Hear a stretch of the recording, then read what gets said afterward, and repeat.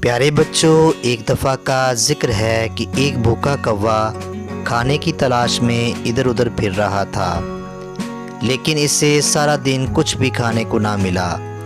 تھک ہار کر وہ ایک درخت پر بیٹھ گیا کہ اچانک اس کی نظر زمین پر پڑے ہوئے روٹی کے ٹکڑے پر پڑی۔ روٹی کے ٹکڑے کو دیکھ کر کوا بہت خوش ہو جاتا ہے۔ وہ اس ٹکڑے کو اٹھاتا ہے اور درخت کی ایک شاخ پر جا بیٹھتا ہے۔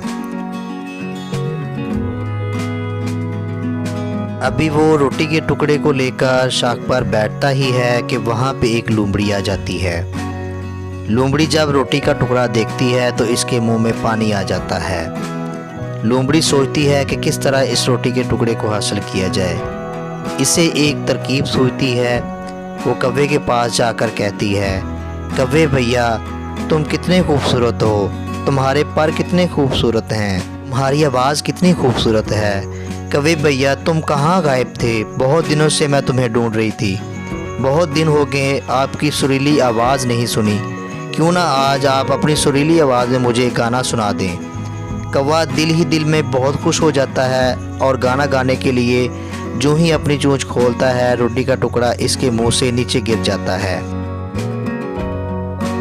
لومڑی کا مقصد پورا ہو چکا تھا۔ وہ روٹی کا ٹکڑا وہاں سے اٹھاتی ہے اور جنگل کی طرف چلی جاتی ہے۔